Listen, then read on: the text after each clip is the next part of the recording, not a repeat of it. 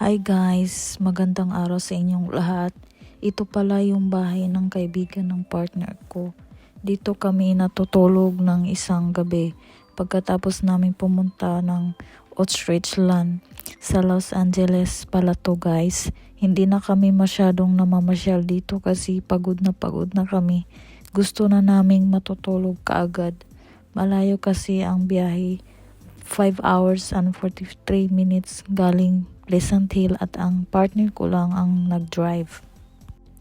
Sa susunod na pupuntahan namin ngayon sa San Diego, medyo malayo din. 2 hours and 5 minutes ang layo. Bibisitahin namin ang anak ng partner ko. Namimiss na rin niya ang anak niya. First time ng anak niya maninirahan ng ibang bahay at lugar at nag-aaral din ito sa San Diego. Bibisitahin namin at titingnan kung safety ba siya doon sa tinitirhan niya. At gagala rin pati kami sa San Diego. Pangalawang beses na naming punta sa San Diego. Nung una naming punta, nanonood lang kami ng soccer game. Hindi na kami gumala, wala na kasing time. Kaya ngayon, pangalawang visit namin, susulitin talaga namin. Nakarating na kami, kumain kami sa restaurant, gutom na si Madam Ninyo, nagugusla na si Madam Ninyo. Ito yung kinain ko at sarap ng soup nila, pareho sa siomai.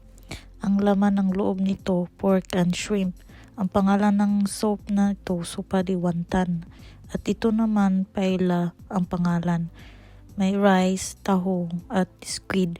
Pag mag-order ng pagkain, ito yung QR code ang gagamitin ninyo. Direct na to sa Google ninyo at ito ang lalabas. Titingnan nyo na lang naman dyan ang gusto ninyong kainin.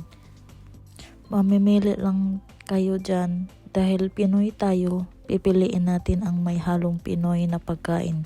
Siyempre, hindi mawawala ang rice. So, rice is life baya. Magugustuhan ninyo ang pagkain dito, may pagkapareho sa Pinoy recipe. Ito yung address ng restaurant nila. Kung gusto ninyo kumain dito, i-search nyo lang sa address na to. Ito yung hitsura ng restaurant nila.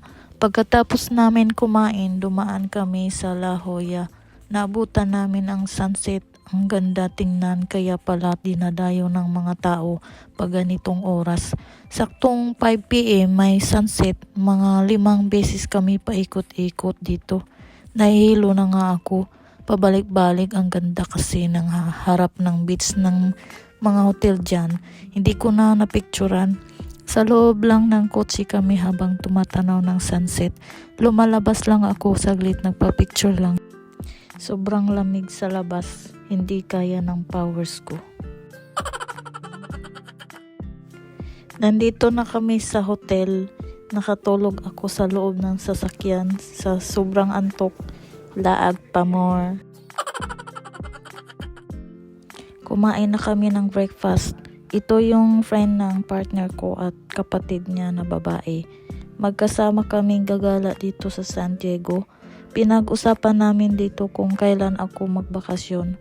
Gustong-gusto ko na talagang umuwi. Kaso hindi pa ako naka-receive ng travel permit. Ayaw pa ako pauwiin ng immigration. Nailab siguro ang immigration officer sa akin. Bitaw, seryoso, namimiss ko na ang Pilipinas. Pero kailangan kong maghintay. Ganun talaga. Nakapag-asawa tayo ng malayo, apampamor.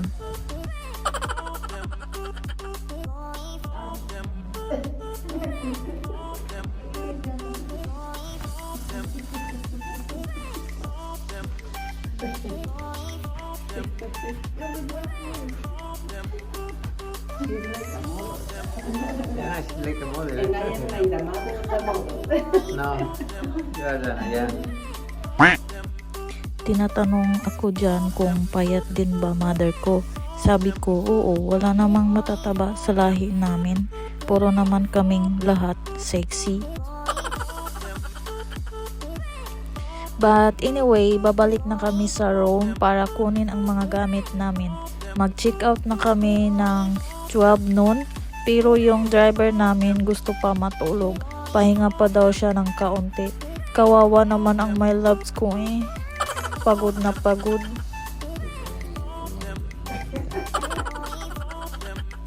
Hanggang dito na lang muna ang vlog ko. Thank you for watching.